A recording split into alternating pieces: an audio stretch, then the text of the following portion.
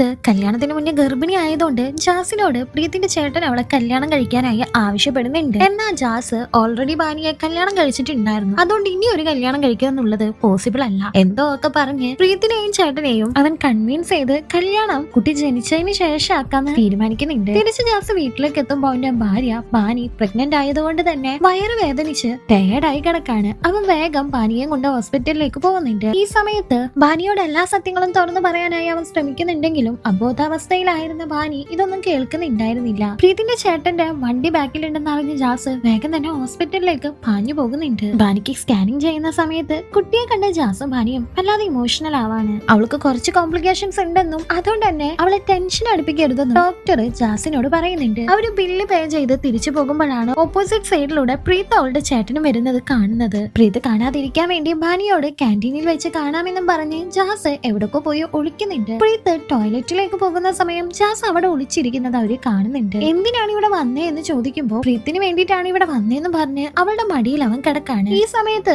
Nurse അവിടേക്ക് വരുന്നുണ്ട്. ഈ നേഴ്സിന് ബാനിയുടെ ഭർത്താവാണ് ജാസ് എന്നുള്ള കാര്യം അറിയാമായിരുന്നു. അതുകൊണ്ട് നേഴ്സിന് അവൻ മുഖം കാണിക്കുന്നേ ഇല്ല. ഡോക്ടർ അടുത്തേക്ക് പോകുന്ന സമയത്ത് മാസ്ക് എല്ലായിട്ട് മുഖം മറച്ചിരുന്നു. കുട്ടിയുടെ അമ്മയുടെ ഹെൽത്തിനെ പറ്റി ഓവർ കോൺഷ്യസ് ആയതുകൊണ്ടാണ് ജാസ് ഇങ്ങനെ മാസ്ക് ഇട്ട് വന്നതെന്നാണ് ഡോക്ടർ കരുതുന്നത്. പക്ഷെ ഒരു ഘട്ടത്തില് നേഴ്സ് അത് കണ്ടുപിടിക്കുന്നുണ്ട്. പൈസ കൊടുത്ത് ജാസ് അത് ഒത്തുതീർപ്പാക്കാണ്. ഇത്രയും വലിയ പ്രശ്നങ്ങളായതുകൊണ്ട് തന്നെ ജാസ് വിചാരിക്കുന്നത് ഉറപ്പായിട്ടും ബാനിയും പ്രീതും തമ്മിൽ കണ്ടുമുട്ടില്ല എന്നായിരുന്നു. എന്നാൽ അവര് പ്രഗ്നൻസി ക്ലാസ്സിൽ വെച്ചിട്ട് കണ്ടുമുട്ടുന്നുണ്ട്, തമ്മിലൊന്ന് സംസാരിക്കുന്നുമുണ്ട്. ആ ക്ലാസ്സിൽ വെച്ച് അവിടുത്തെ മിസ് വൈഫുമാര് പ്രഗ്നന്റ് ആയിരിക്കുന്ന സമയത്താണ് ഭർത്താക്കന്മാര് കൂടുതൽ വേറെ അഫയേഴ്സിൽ ഇൻക്ലൂഡ് ആവാന്ന് പറഞ്ഞതും പേടിച്ചു പോയ പ്രീത്ത് ഇനി ജാസിന്റെ കൂടെ കഴിയാമെന്ന് കരുതി അവന്റെ വീട്ടിലേക്ക് വരുന്നുണ്ട്. എന്നാൽ ജാസും ബാനിയും ഒന്നിച്ചല്ല കഴിയുന്നത്. ബാനി റൂമിൽ കിടന്ന് ഉറങ്ങുന്ന സമയത്ത് പ്രീത്ത് അകത്തേക്ക് കയറാണ്. പിന്നീട് എന്ത് സംഭവിച്ചു എന്ന് അറിയാനായിട്ട് ഈ മൂവിയുടെ ഫുൾ എക്സ്പ്ലനേഷൻ കാണാൻ താഴെ കാണുന്ന പ്ലേ ബട്ടൺ ഒന്ന് ക്ലിക്ക് ചെയ്താൽ മതി.